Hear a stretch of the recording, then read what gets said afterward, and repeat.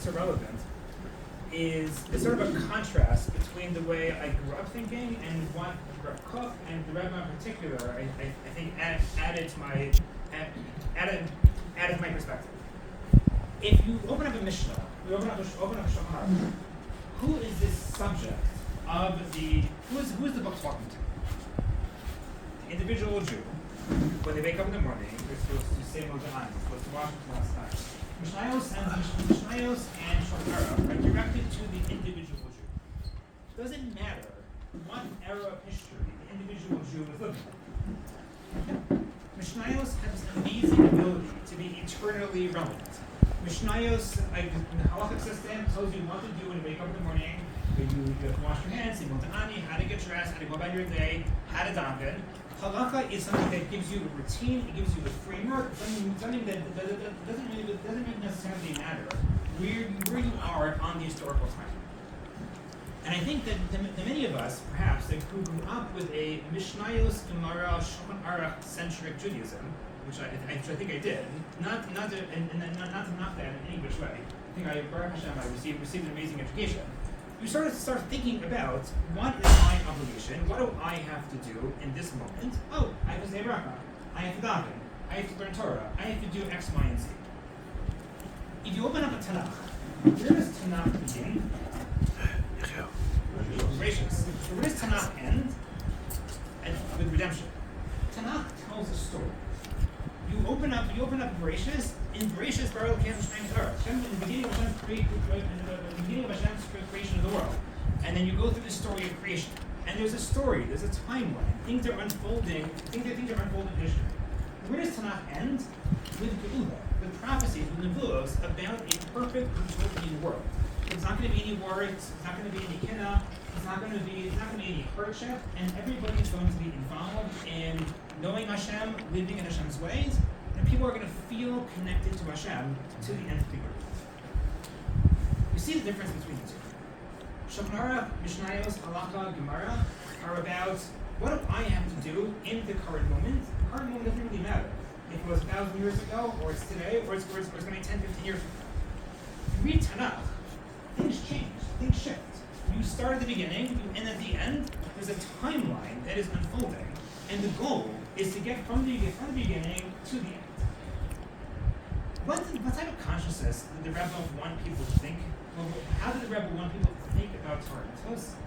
In terms of a story. It's not just that you have an obligation to learn Torah and do mitzvos and keep kosher and do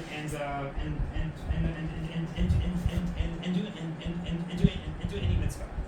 You have to realize where are you on the historical timeline? What is the ultimate goal of doing all these, learning Torah and doing all these mitzvahs? The ultimate goal is to get to finish, is to get to Geula, is to get to a utopian perfect world where everything is exactly the way it's supposed to be.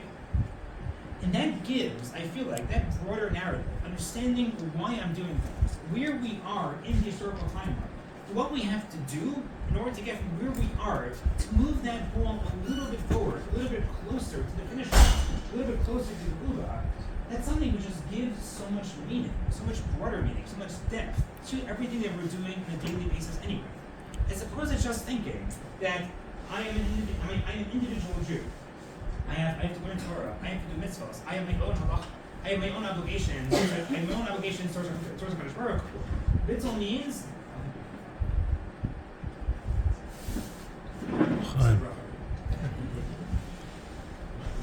Bittul means I'm thinking of myself as part of Am Yisrael. But it's not just I'm part of Am Yisrael. I'm part of Am Yisrael that is moving forward in history. We have a mission. The mission is to perfect the world. The mission is to get to that vision that the Nevi'im told us about in the end of times. That's not something which should be relegated to the back of our minds. It should be in the forefront of our minds. Everything we do should be guided, should be motivated in order to get us to that finish line. And if you are thinking of yourself as part of a historical timeline, you're trying to advance history. It's not just about me. What is my personal obligation to do right now? But what do we, as Am Yisrael, have to do in order to advance the world to its ultimate state of Geula? That is a very large and lofty, idea. But the Rebbe made it eminently practical. In a certain generation, maybe Avodas Hashem focused on certain things, focused on certain textures, had a certain look. In the different generation, it's going to shift a little bit. Torah and mitzvahs are eternal. Of course, those should always learn Torah and always do mitzvahs. But what is the specific type of Avodas Hashem in our generation, in this time period, that we have to engage in, we have to throw ourselves into, in order to help move the world along to its ultimate state of being? And I think that's one of the Kiddushim,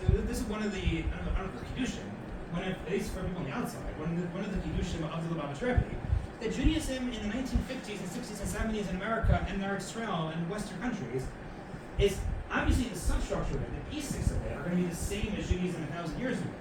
But the flavor of it is going to change. Judaism has to become much more public. It has to be much more proud. It has to be much more out there. It has to have a lot of self-confidence. It has to have a focus on MASHA instead of a focus on activism. Instead of a focus on going out there to every corner of the world and influencing people in every corner of the world. People in previous generations didn't do these things. Why did the Rebbe do them?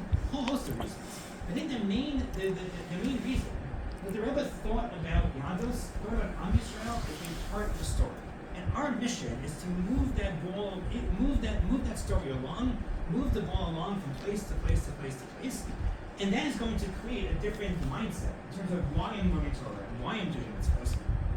And that is something which I think people are looking for. You tell somebody today, learn Torah and do mitzvahs. Good luck. Some people it works for. I was a goody-goody, it worked for me. It's not necessarily going to work for everybody. If you give them a flavor of an understanding of why these things are important, what is the meaning of a mitzvah? How does a mitzvah help perfect the world? How does learning Torah help perfect the world? How does living in Eretz Yisrael help perfect the world? How is this a war that we're in? Not just a war of survival, which obviously it is, but we go Nefesh is obviously the most important mitzvah. But how is it moving the entirety of creation a little bit closer to Geula? And these things aren't just things in the back of our mind, they're in the front of our minds. And these are things that impact our choices day in and day out. And the Rebbe was there to remind you, you have to think messianically, you have to think about Shliach. You have to think about how am I advancing the world today in a way that I didn't do yesterday. That, I think, gives so much meaning, so much richness, so much depth and texture to our Avodas Hashem. I think that's another reason why the Lubavitch Rebbe is so popular and resonates so deeply today, perhaps more than other Gedolei Yisrael of the 20th century. Amazing. I